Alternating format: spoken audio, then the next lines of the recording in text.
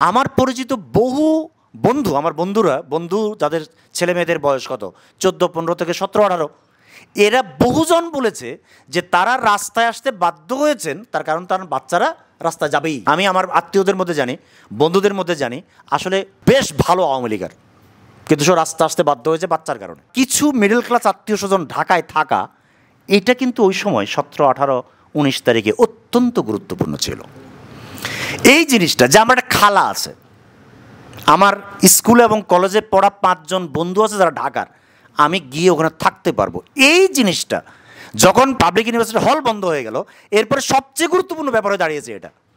এই ব্যাপারটা basically private ইউনিভার্সিটির ছেলেমেয়েরা যদি এর মধ্যে ব্যাপকভাবে ইনভলভ না হতো তাহলে ফাংশন করতো না। 14 তারিখ রাতে যখন ঘটনাটা ঘটেছে, যেটা আমি উল্লেখ করেছি, যে আসলে ওই মেয়েদের মিছিলটা যখন ওই যে থালাবাটি নিয়ে মিছিল নিয়ে বেরোচ্ছে মেয়েটা, সম্পূর্ণ মেয়েটা, ওটা ছিল সবচেয়ে গুরুত্বপূর্ণ টার্নিং মোমেন্ট নারী পার্টিসিপেশনের আন্দোলনের সঙ্গে। আপনারা জানেন যে প্রচুর রকমের সুবিধা আছে, নানান ধরনের ব্যবহারগত স্ট্র্যাটেজিক নানান ধরনের ব্যাপার আছে। পটুয়াখালীর কোনো এক্সেসরা মাস্তান ছোকরা এসে ঢাকা ইউনিভার্সিটির মেয়েদের পিটিয়েছে, এই কথাগুলো ছিল সবচেয়ে গুরুত্বপূর্ণ জিনিস ওই সময়টাতে। এই বই খুব উল্লেখযোগ্য প্রকাশনা হিসেবেই আমি ধারণা করি যে গণ্য হবে। বইয়ের বাংলাদেশের বই এবং বুদ্ধিভিত্তিক চর্চা সম্পর্কে খানিকটা ওয়াকিবহাল বলে, যেহেতু অন্তত 2.5 দশক ধরে আমি নিজে এর মধ্যে যুক্ত আছি, সেদিক থেকে আমি জানি যে এই ধরনের বই পুস্তক খুব বেশি রচিত হবে না। আরও হলে ভালো হতো, কিন্তু খুব বেশি হবে না। আমাদের মধ্যে একটু জড়তা আছে, সেটা কাটিয়ে ওঠার খুব লক্ষণ এখনও দেখা যাচ্ছে না এই জুলাই অভ্যুত্থানের পরেও। আমি বাংলা একাডেমিতে থাকার কারণে এই অভ্যুত্থান সম্পর্কে যে বিপুল পরিমাণ বই পুস্তক বেরিয়েছে তার একটা বড় অংশ আমার হাতে এসে পৌঁছেছে, মানে লোকে দিয়েছে আমাকে। তো সবগুলোই গুরুত্বপূর্ণ, অল্প কিছু যেগুলো নিখাত ধান্দাবাজি থেকে লেখা হয়েছে সেগুলো ছাড়া ইতিহাস হিসেবে সবগুলোই গুরুত্বপূর্ণ, কিন্তু বেশিরভাগ বই আসলে বই হয়ে ওঠেনি প্রয়োজনীয় লক্ষ্য, গোছগাছ এবং সম্পাদনার অভাবে। সেদিক থেকে এই বইটার আমি বিশেষভাবে প্রশংসা করব। আমি বইটা পুরোটাই পড়েছি কম বেশি। এই বইয়ে প্রকাশক মারুক আপা যেমন বললেন যে কিছু ভুল ত্রুটি আছে, ভুল ত্রুটিটা প্রুফ রিডিং লেভেলে, কিছু বানান টানানোর সংকট আছে, কিছু শব্দ বাদ পড়েছে বা বর্ণ বাদ পড়েছে, কিন্তু যাকে এডিটিং বলা হয় সেটা আমার ধারণা বেশ ভালো হয়েছে। কারণ আমি একজন খুবই সুইফট রিডার, আমি খুব দ্রুত পড়তে পেরেছি, এটা আমাকে বেশি বাধা দেয়নি। আমি যারা পরিকল্পনা করেছেন তাদের যেভাবে প্রশ্ন সাজিয়েছেন তার স্ট্রাকচারেরও কিছু প্রশংসা করব, কারণ তারা অতীত, বর্তমান, ভবিষ্যৎ এবং যাকে আমরা ম্যাক্রো লেভেল বলি এবং মাইক্রো লেভেল বলি, এগুলোর একটা সমন্বয় করেছেন। এবং সব জায়গায় না হলে অধিকাংশ ক্ষেত্রে আলোচনার গতি প্রকৃতি থেকে যে নতুন প্রশ্ন উত্থাপিত হয় সেগুলো যোগ করেছেন। ফলে এই পরিকল্পনারও আমি প্রশংসা করব। যেমনটি ইতিমধ্যেই বলা হয়েছে যে আজকে যখন আমরা 7-8 মাস পরে আলাপটা করছি এবং এই বইটি যখন প্রকাশিত হয়েছে কিংবা তার আগে তৈরি হয়েছে, তখনও জুলাই অভ্যুত্থান থেকে 3-4 মাস পেরিয়ে গেছে।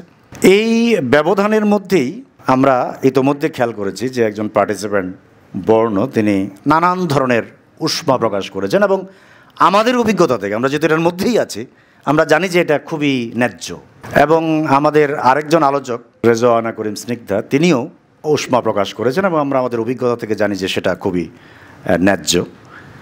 এই ধরনের পরিস্থিতির মধ্যে একটু পরিকল্পিত এই ধরনের বইয়ের যে বিরাট গুরুত্ব, সেটা আসলে বই না পড়ে উপলব্ধি করা যায়। পড়লে তো করা যাবেই, কিন্তু না উপলব্ধি করা যায়। থিওরিটিক্যালি আমাদের একটা জিনিস তো বুঝতেই হবে যে একটা ঘটনা ইটসেলফ এবং তার পরবর্তীকালীন যে কোনো বয়ান, ওরাল অর রিটেন, এই দুটার মধ্যে কিন্তু সত্তাগত ফারাক আছে। আবার একই সঙ্গে যখন এই ধরনের একটা ব্যাপার ক্ষমতা পরিবর্তনের সঙ্গে যুক্ত হয়, এটা একটা ভয়াবহ জিনিস। ক্ষমতা মানে হলো রাষ্ট্র ক্ষমতা, রাষ্ট্র ক্ষমতা মানেই হলো সব দেশে না হলেও, সব জায়গায় পুরোপুরি না হলেও বাংলাদেশের ক্ষেত্রে লুটপাটের একটা মোক্ষম সুযোগ। আপনি এক জায়গায় আছেন মানে হলো আপনি প্রিভিলেজড, আপনি রাষ্ট্র ক্ষমতাকে ব্যবহার করে অনেক কিছু করবেন। ফলে এটা একটা মানে এই পরিবর্তনটা, এই যে বিচ্যুতিটা আমি বললাম যে ইভেন্ট ইটসেলফ এবং তার পরবর্তী যে কোনো বাস্তবতা, এই দুটোর মধ্যে যে সত্তাগত ফারাকের কথা বললাম, যখন সেটা রাষ্ট্র ক্ষমতার মতো একটা বড় ব্যাপারের সঙ্গে যুক্ত হয়ে যায় তখন তার ডিসপ্লেসমেন্ট আসলে অনেক বেশি হয়। আমরা আমাদের বাংলাদেশের অভিজ্ঞতা থেকে সেটাই দেখতে পাচ্ছি। আজকে যখন আমরা 7-8 মাস পরে এই আলাপটা করছি, এবং আমার মনে আছে জুলাই মুভমেন্টের অব্যবহিত পরে আমরা জুলাই গণপরিষদ নামে একটা প্ল্যাটফর্ম থেকে 6-7টা খুব বড় আলোচনা করেছিলাম, এবং সেই আলোচনায় যদ্দূর আমার মনে পড়ে প্রথম একটা লম্বা গুড লেংথ এই মুভমেন্ট সম্পর্কে লেখা আমিই লিখেছিলাম একটা প্রোগ্রামে, প্রথম প্রোগ্রামে উপস্থাপনের জন্য।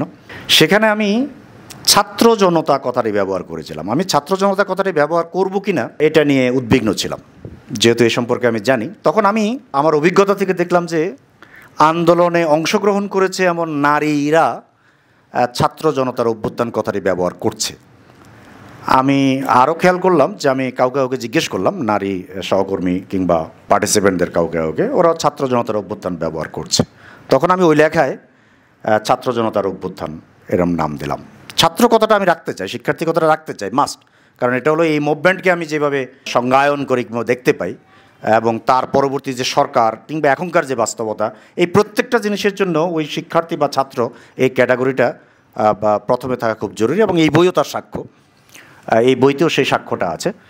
কিন্তু পরে আমি কিছু আপত্তি পেলাম, এবং আমি কারো বক্তৃতায় কিংবা লেখায় দেখলাম যে ছাত্র কথাটা নিয়ে আমাদের নারী সহকর্মীরা, মানে আন্দোলন কিংবা সিটিজেন অর্থে সহকর্মী বলছি, তারা আপত্তি করছেন। তখন আমি আমার ওই লেখা এবং পরবর্তী যে কোনো লেখায় আমি আসলে এটা পরিবর্তন করেছি, আমি এটাকে শিক্ষার্থী জনতার অভ্যুত্থানই বলি। এই ব্যাপারে স্নিগ্ধার কোনো ভূমিকা নেই, কিন্তু একটা ব্যাপারে ভূমিকা আছে। সেই স্নিগ্ধা বাংলা একাডেমির ক্ষেত্রে বাংলা একাডেমির উল্লেখ করেছে, সেটা হলো যে উনি বলেছেন যে সভাপতি কেন। তখন আমরা পরের প্রোগ্রাম থেকে সভাপ্রধান লেখা শুরু করেছি। এই ব্যাপারে তাকে বিশেষভাবে কৃতজ্ঞতা জানাতে হয়। কিন্তু আমি এই ধরনের প্রোগ্রামের একজন আয়োজক হিসেবে, এবং এখনও প্রচুর পরিমাণে প্রোগ্রামের আয়োজক হিসেবে বাংলা একাডেমিতে, আমি জানি যে কাজটা খুব সহজ নয়। ফিমেল রিপ্রেজেন্টেশন, প্রাইভেট ইউনিভার্সিটির রিপ্রেজেন্টেশন, এই কাজটা কিন্তু খুব জটিল। আমি আমার ব্যক্তিগত অভিজ্ঞতা থেকে আপনাদের এই ব্যাপারে সাক্ষ্য দিতে চাই যে কাজটা খুব জটিল। কারণ আমরা প্রত্যেকে আমাদের এটার সঙ্গে যুক্ত ছিলাম, জুলাই গণপরিষদের সঙ্গে। আমরা খুবই সতর্কতার সঙ্গে আমরা যেটাকে জুলাই অভ্যুত্থানের থিওরিটিক্যাল বেস হিসাবে মনে করি, অন্তর্ভুক্তিমূলকতা, এটা লক্ষ্য রেখেই আমরা আসলে এই প্রোগ্রামগুলো সাজানোর চেষ্টা করেছি। কিন্তু আমরা দেখেছি যে কাজটা খুব কঠিন। শুধু নারী নয়, এখানে মাদ্রাসা শিক্ষার্থীর একটা গ্রুপ আছে, এবং আদিবাসী বা ভিন্ন জাতিসত্তার ব্যাপারগুলো আছে। আমরা এগুলো সাংঘাতিক রকমের মেনটেন করতে চেয়েছি প্রত্যেকেই, কিন্তু আমি জানি আমি আপনাকে সাক্ষ্য দিচ্ছি যে এটা খুব জটিল। কেন জটিল সেটা যদি আপনি বিচার বিশ্লেষণ করেন, তাহলে আপনি বাংলাদেশের যে সামাজিক সুস্থিতির সংকট, সংগঠনের সংকট, রাষ্ট্রের সংগঠনের যে সংকট, ঐতিহাসিক সংকট, সাংস্কৃতিক সংকট, এগুলো বিচিত্র সংকটের মধ্যে গিয়ে পড়বেন। আমি এ ব্যাপারে নিশ্চিত নই যে এই প্রাইভেট ইউনিভার্সিটি কিংবা নারী ক্যাটাগরি, এটার অন্তর্ভুক্তিমূলকতা আসলে কিভাবে নিশ্চিত করা যাবে। কিন্তু এটা যে একটা সংকট, এটা যারা উত্থাপন করেছেন তারা একদম ঠিকভাবে উত্থাপন করেছেন। আমি এই ব্যাপারে সবাইকে সতর্ক থাকতে বলবো, এবং ব্যাপারটা যে জটিল তার জন্য একটা উদাহরণ দিচ্ছি। আপনারা যারা এই বই পড়বেন এবং যারা পড়েন নাই বা পড়বেন না, তারাও আন্দাজ করতে পারবেন, যেটা স্নিগ্ধা তার বক্তৃতায় কিছু উল্লেখও করেছেন, যে আমরা জানি যে আমাদের সামাজিক বাস্তবতার মধ্যে 25-30 বছর ধরে প্রাইভেট ইউনিভার্সিটি আছে, একটা গুরুত্বপূর্ণ ফেনোমেনন, এবং এটার সঙ্গে পাবলিক ইউনিভার্সিটি কিংবা জাতীয় বিশ্ববিদ্যালয়ের অধীন কলেজগুলোতে যারা পড়ে, এটার একটা ক্লাস ডিফারেন্স আছে। শুধু ক্লাস না, ক্লাসের কথা ধরলে আসবে হলো আরবানিটি এবং রুরালিটি আসবে, সেদিক থেকে একটা অন্য কালচারাল ডিফারেন্সও আছে, এটা আমরা জানি সবাই। এখন আমরা দেখতে পাচ্ছি যে প্রাইভেট ইউনিভার্সিটির ছাত্রছাত্রীরা ব্যাপকভাবে এটাতে অংশগ্রহণ করেছে। হিসাব অনুযায়ী খেয়াল করেন, থিওরিটিক্যালি ফিলসফিক্যালি প্রবলেমটা কত জটিল। থিওরিটিক্যালি রাষ্ট্রের আসলে কর্তৃত্বের জায়গায় থাকার কথা অপেক্ষাকৃত সুপিরিয়র ক্লাস। যদি অপেক্ষাকৃত সুপিরিয়র ক্লাস থাকে, শুধু ওই রাষ্ট্রের কর্তৃত্ব না, এমনকি সোশ্যাল ফ্রেমওয়ার্কের মধ্যে যেখানে সিভিল সমাজ, যেখানে মতামত তৈরি হয়, স্নিগ্ধা বলছেন যে লেখার ক্ষমতা যার আছে, এটাও তো আসলে কম্পারেটিভলি হায়ার ক্লাসে থাকার কথা, একদম যে কোনো সূত্রে, যে কোনো থিওরিতে। কিন্তু আমরা দেখতে পাচ্ছি যেখানে উল্টা ঘটনা ঘটছে। আমরা বাস্তবে দেখতে পাচ্ছি উল্টা ঘটনা ঘটছে। বর্ণ দাবি করছে যে উল্টা ঘটনা ঘটছে, তার সঙ্গে সে নিজে একজন পার্টিসিপেন্ট, এবং স্নিগ্ধা বলছেন যে উল্টা ঘটনা ঘটছে। আমি বলছি যে এই যে উল্টা ঘটনা ঘটছে, এই ব্যাপারটাকে আমরা নিশ্চয়ই বারবার মনে করে দিব যে আসা উচিত, কিন্তু একই সঙ্গে আমাদের ভেবে দেখতে হবে, ভেবে দেখার স্কোপ আছে যে কেন ঘটছে এটা। Things are not so easy যে অমুক করে না এই জন্য ঘটছে, এত সহজ নয়। কারণ সেক্ষেত্রে ক্লাস কোশ্চেনটা তো মানে যেটা 400 বছর ধরে সমাজবিজ্ঞানের কিংবা অ্যানথ্রোপোলজি বলেন কিংবা কালচারাল স্টাডিজ বলেন, এটার বেস হলো একটা ক্লাস ডিস্টিংশন, সেটাই তো হুড়মুড় করে ভেঙে পড়বে।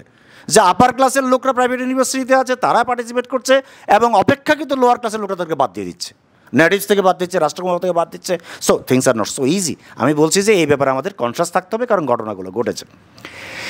এই বইটা আমাকে বিশেষভাবে উপকৃত করেছে। আমি যখন প্রথম লিখেছি এটা, আমি এটা বলছি আমি, কারণ এক সপ্তাহের মধ্যে আমরা এই প্রোগ্রামটি করেছিলাম, এটা খুবই কাজের প্রোগ্রাম ছিল, এবং তখন লিখেছিলাম আমি। তখন আমি কিন্তু এই দুটো ক্যাটাগরি আলাদা করে উল্লেখ করেছি, যে 18 তারিখ প্রাইভেট ইউনিভার্সিটি, এটা যারাই ফলো করেছে, আমরা যারা খুব অন্তরঙ্গভাবে ফলো করেছি, আমি একদম পরোক্ষ পার্টিসিপেন্ট, মানে মাস্টার হওয়ার সুবিধা নিয়ে খুবই নিরাপদ জোনে আমরা কিছু প্রোগ্রাম করেছিলাম। আমি এটাকে করতে চাই না, কোনো প্রকার বাড়তি মহিমা দিতে চাই না। আমার বাড়িও খুব কাছে, অল্প হেঁটে টেটে বাইরে দিয়ে একটু ঘুরে টুরে হেঁটে, আপনারা যারা ঢাকা ইউনিভার্সিটি সম্পর্কে জানেন, এফ রহমান হল থেকে বেরিয়ে একটু মেন রোড দিয়ে না গিয়ে, আমি একটু ভীতু লোক, ওই মহসিন হলের পাশ দিয়ে ঘুরে কলা ভবনের সামনে গিয়ে উপস্থিত হয়ে 4টা প্রোগ্রাম হয়েছিল, আমি 4টাতে পার্টিসিপেট করেছিলাম। তো এরকম আর কি, মানে একটু সুবিধা নিয়ে, মাস্টারদেরকে লোকে একটু কম ভেজাল করবে, পুলিশ বেশি ভেজাল করবে না, এসব সুবিধা নিয়ে। কিন্তু আরও যারা পার্টিসিপেট করেছে, যারা জীবন দিয়েছে, রাস্তায় জীবন দিয়েছে, তাদের ব্যাপারটা সম্পূর্ণ ভিন্ন। তাদের সঙ্গে আমার এই পার্টিসিপেন্টের কোনো তুলনা হয় না। কথাটা হলো এই যে, কিন্তু আমরা জানতাম, আমরা যারা ফলো করেছি ব্যাপারটা, তারা জানতাম যে ঘটনাটা একদম আমার চোখের সামনে করেছে। আমি হলের হাউস রোডে ছিলাম, ফলে কীভাবে হল থেকে ছেলে মেয়েদের বের করেছে, বা 14 তারিখ রাতে যখন ঘটনাটা ঘটেছে, যেটা আমি উল্লেখ করেছি, যে আসলে ওই মেয়েদের মিছিলটা যখন ওই যে থালাবাটি নিয়ে মিছিল নিয়ে বেরোচ্ছে মেয়েটা, সম্পূর্ণ মেয়েটা, ওটা ছিল সবচেয়ে গুরুত্বপূর্ণ টার্নিং মোমেন্ট নারী পার্টিসিপেশনের আন্দোলনের সঙ্গে। আপনারা জানেন যে প্রচুর রকমের সুবিধা আছে, নানান ধরনের ব্যবহারগত স্ট্র্যাটেজিক নানান ধরনের ব্যাপার আছে, কিন্তু যখন সমস্ত মেয়ে হল থেকে বেরিয়ে আসলো 14 তারিখে, এবং 15 তারিখে মেয়েরা যখন মার খেলো, ওই বাইরের লোক দিয়ে মার খেয়েছে, ছাত্রলীগের গুন্ডারা মেরেছে, কিংবা ওই যে আপনারা জানেন যে ওই ক্লিপ বেরিয়েছে যে পটুয়াখালীর কোনো এক চেষ্টা মাস্তান, ছোকরা এসে ঢাকা ইউনিভার্সিটির মেয়েদের পিটিয়েছে, এই কথাগুলো ছিল সবচেয়ে গুরুত্বপূর্ণ জিনিস ওই সময়টাতে। এবং তারপরে হল ব্যাকেট, এবং তারপর 18 তারিখ আমরা জানি যে দলে দলে মৃত্যু এবং প্রাইভেট ইউনিভার্সিটির বেরিয়ে পড়া। এই যে ঘটনাটা ঘটেছে, এই ঘটনা যে এই আন্দোলনের অত্যন্ত গুরুত্বপূর্ণ মোমেন্ট, সে কথা কিন্তু আমরা প্রথম থেকে বলে আসছি, এবং অনেকে বলেছে, এটা না বোঝার কোনো কারণ নেই। ওটা বলা এবং বাস্তবে ওটার ন্যায্য হিস্সাটা এনশিওর করা দুটো কিন্তু আলাদা জিনিস। আমরা দেখতে পাচ্ছি লোকে বলেছে কিন্তু হিস্সাটা এনশিওর করে নাই, নারীর ব্যাপারটা লোকে বলেছে কিন্তু হিস্সাটা এনশিওর করে নাই, এবং নানান জায়গা থেকে ক্রমশ বাদ পড়ে গেছে। এই দুটা কিন্তু একটু আলাদা জিনিস। তো এই যে প্রাইভেট ইউনিভার্সিটির ব্যাপারটা, এটা ঘটেছে, এটা আমরা বাইরে থেকে আমরা জানি, কিন্তু এই বই আসলে যেটা করেছে সেটা হলো অ্যাকচুয়ালি ঘটনাটা যেভাবে ঘটেছে সেটা হাজির করেছে। অ্যাকচুয়ালি ঘটনাটা যেভাবে ঘটে, এটা তো একটা ওয়ারের মধ্যে অনেকগুলো স্ট্র্যাটেজিক ব্যাপার থাকে, এই বইয়ের মধ্যে কিন্তু স্ট্র্যাটেজিগুলো আছে। ওয়ারের মধ্যে স্পেস খুব গুরুত্বপূর্ণ। আমি যখন 71-এর দিনগুলো নিয়ে লিখেছি, তখন আমি এই পয়েন্টটাকে খুবই গুরুত্ব দিয়েছি, কারণ জানালা ইমাম যেহেতু ধানমন্ডি এলাকা সম্পর্কে খুব ভালো জানতেন, তিনি থাকতেন 11 রোডে, এবং তিনি গাড়ি চালাতেন তখন, এবং সারা ঢাকায় ঘুরে বেড়াতেন, ফলে জায়গা সম্পর্কে তার খুবই ভালো ধারণা ছিল। এবং ধানমন্ডিতে এবং ফার্ম গেটের যেই অপারেশনগুলোর তিনি বর্ণনা দিয়েছেন, কখনও যদি আপনারা এই বই পড়েন, যারা পড়েছেন তারা সেই থেকে মনে করতে পারবেন, যদি ভবিষ্যতে পড়েন খেয়াল করবেন, তিনি একেবারে ওয়ার স্ট্র্যাটেজির দিক থেকে তিনি স্পেসের বর্ণনা দিয়েছেন। যে ওখানে একটা গাছ আছে, ফলে এই দিক দিয়ে গেছে, ওখানে রাস্তাটা এই দিকে গেছে, ফলে এই দিক দিয়ে গেছে, এখানে পাকিস্তানি সেনাবাহিনীর এই অবস্থাটা আছে, ফলে এই দিক দিয়ে গেছে। এই যে মাইক্রো লেভেলে ওয়ার স্ট্র্যাটেজির একটা স্ট্র্যাটেজিক দিক, আর একটা হলো স্পেসগত দিক, এই স্পেসগত দিকটা এই বইতে খুব দুর্দান্তভাবে উঠে এসেছে। ফলে আপনারা যখন এই মুভমেন্টটা করবেন, অ্যানালাইসিস করতে চাইবেন, তখন আপনার মাইক্রো লেভেলের ইনফরমেশনগুলো দরকার হবে। আমি মনে করি যে এটা খুব আকর গ্রন্থ হয়েছে। আরেকটা হলো সম্পর্কের দিক। যে কোনো ওয়ার, বিশেষ করে যে ওয়ারটা পলিটিক্সের অংশ, আমি বলে থাকি যে 71-এ 25শে মার্চে কী হয়েছে, পলিটিক্যাল ল্যাঙ্গুয়েজ একটা মিলিটারি ল্যাঙ্গুয়েজে রূপান্তরিত হয়েছে, ফলে এটা চেঞ্জ হয়ে গেছে। পাকিস্তান বাহিনী তার সমস্ত ধরনের শর্ত ভঙ্গ করেছে। এটা ছিল একটা পলিটিক্যাল ওয়ার ছিল, সেটাকে এটা একেবারে যুদ্ধে রূপান্তরিত করেছে। কিন্তু আমাদের এখানে ব্যাপারটা কিন্তু পলিটিক্সের মধ্যেই ছিল, 5 তারিখ পর্যন্ত পলিটিক্সের মধ্যে ছিল। ওই পলিটিক্সের মধ্যে কী হচ্ছে, ওয়ার যুক্ত হচ্ছে, ওয়ার তো পলিটিক্সের অংশ, ওয়ারটা যুক্ত হচ্ছে। এই ধরনের পরিস্থিতি কিন্তু সম্পর্কটা খুব গুরুত্বপূর্ণ। কে কোন সম্পর্কের ভিত্তিতে আগাচ্ছে, একটা স্ট্র্যাটেজি ঠিক করছে, যোগাযোগটা ঠিক করছে, এটা খুব গুরুত্বপূর্ণ। এই ব্যাপারটা এবং এটার সঙ্গে ওই যে যেটা বলা হলো আমাদের শিবলি ভাই যেটা বলেন এবং আমরাও জানি যে এটা হলো একটা অনলাইন যে যোগাযোগ, জেনজি বাস্তবতার মধ্যে যে ব্যাপারটা নতুন বাস্তবতা হিসেবে আমাদের সামনে উপস্থিত হয়েছে, এটা সম্পূর্ণরূপে তাকে ম্যানিপুলেট করেই আন্দোলনটা হয়েছে। এখন তার মধ্যে সম্পর্কগুলো কীভাবে কাজ করেছে, একটা সম্পর্ক আমি যেটা আমার একদম এক সপ্তাহের মধ্যে লেখা প্রবন্ধে উল্লেখ করেছিলাম, যে একটা সম্পর্ক হলো যে প্রাইভেট ইউনিভার্সিটির ছেলেমেয়েরা যোগ দেওয়া, তো একটা ব্যাপার হলো প্রচুর সংখ্যক লোক যোগ দিল, একটা হলো পাবলিক ইউনিভার্সিটির ছেলেমেয়েরা মুভমেন্ট করছিল, সেটার সঙ্গে অন্যরা যে যুক্ত সেটা সবচেয়ে বড়োভাবে দৃশ্যমান হলো। কিন্তু আরেকটা গুরুত্বপূর্ণ ব্যাপার হলো, যেহেতু এটা মিডল ক্লাস, এখানে যে 15 জনের বলা আছে তার মধ্যে একজনকে পরিচয় করে দেওয়া হয়েছে সে মোটামুটি বিত্তবান পরিবারের সন্তান, একজন নিজেকে পরিচয় দিয়েছে সে স্থানীয়, মহাখালী অঞ্চলের স্থানীয় বলে নিজেকে পরিচয় দিয়েছে, আমি তো স্থানীয় লোক পরিচয় দিচ্ছে। কিন্তু বাকি 13 জনের ক্ষেত্রে যদি আমি ভুল না করে থাকি, এনারা কিন্তু আসলে ঢাকার স্থানীয় লোক নন, ওরা বাইরে থেকে আসছে। কিন্তু ওই যে একটা অপেক্ষাকৃত সচ্ছল ব্যাকগ্রাউন্ড, এটা স্কুলে বা কলেজে এখানে পড়া কিংবা তার কিছু মিডল ক্লাস আত্মীয় স্বজন ঢাকায় থাকা, এটা কিন্তু ওই সময় 17, 18, 19 তারিখে অত্যন্ত গুরুত্বপূর্ণ ছিল। এই জিনিসটা যে আমার একটা খালা আছে, আমার স্কুলে এবং কলেজে পড়া 5 জন বন্ধু আছে যারা ঢাকার, আমি গিয়ে ওখানে থাকতে পারবো, এই জিনিসটা যখন পাবলিক ইউনিভার্সিটি হল বন্ধ হয়ে গেল, এরপরে সবচেয়ে গুরুত্বপূর্ণ ব্যাপার হয়ে দাঁড়িয়েছে এটা। এই ব্যাপারটা বেসিক্যালি প্রাইভেট ইউনিভার্সিটির ছেলেমেয়েরা যদি এর মধ্যে ব্যাপকভাবে ইনভলভ না হতো তাহলে ফাংশন করতো না। আমি বলছি তাহলে সম্পর্কের একটা ব্যাপার আছে, ওই সম্পর্কের ব্যাপারটা হলো ওই মিডল ক্লাস ইনক্লুশনের কারণেই কিন্তু বাচ্চারা বেরিয়ে আসছে। ইম্পর্টেন্ট, আমার পরিচিত বহু বন্ধু, আমার বন্ধু যাদের ছেলে মেয়েদের বয়স কত 14, 15 থেকে 17, 18, এরা বহুজন বলেছে যে তারা রাস্তায় আসতে বাধ্য হয়েছেন, তার কারণ তার বাচ্চারা রাস্তায় যাবেই। আমার ধারণা এই অভিজ্ঞতা প্রত্যেকেরই আছে, বাচ্চারা রাস্তায় যাবেই, কিন্তু এখন তো এই বাচ্চাকে তো ছেড়ে দিতে পারবে না। আমি আমার আত্মীয়দের মধ্যে জানি, বন্ধুদের মধ্যে জানি, আসলে বেশ ভালো আওয়ামী লীগের, কিন্তু সে রাস্তা আসতে বাধ্য হয়েছে বাচ্চার কারণে। আমি একদম অভিজ্ঞতা থেকে কয়েকটা জানি, আপনি নিশ্চয়ই সবারই অভিজ্ঞতা আছে। তার মানে বাচ্চা আসবে বলে মা আসবে, সম্পর্কটা আসলে এতটাই ইম্পর্টেন্ট। এবং 1, 2 জন যখন আসছে তখন আরও 5 জন আসতে বাধ্য। তার মানে এই যে রিলেশনটা, মানে আমি একটা পলিটিক্যাল ওয়ারের মধ্যে আছি, রাষ্ট্রপক্ষের সঙ্গে আমি যুদ্ধ করছি, ওটা যুদ্ধ, সম্পূর্ণরূপে যুদ্ধ, কারণ এখানে আমি মরছি, আমি মারছি, বা আমি যদি নাও মারি কিন্তু আমি মরছি।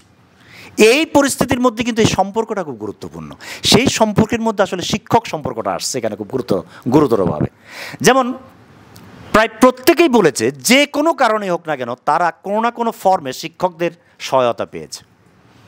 অন্যরকম নানান ব্যাপার আছে, আমাদের খেয়াল রাখতে হবে যে শিক্ষকরা এটা করেছে, ইউনিভার্সিটি কর্তৃপক্ষ এটা করেছে, এত সরল সিদ্ধান্ত আমাদের কিন্তু যাওয়া ঠিক হবে না। কারণ আমাদের খেয়াল রাখতে হবে যে প্রত্যেকটা ব্যাপার ঘটেছিল একটা প্রচণ্ডতম একটা আধিপত্য সূচক রাষ্ট্রতন্ত্রের আন্ডারে ঘটনাগুলো ঘটছে।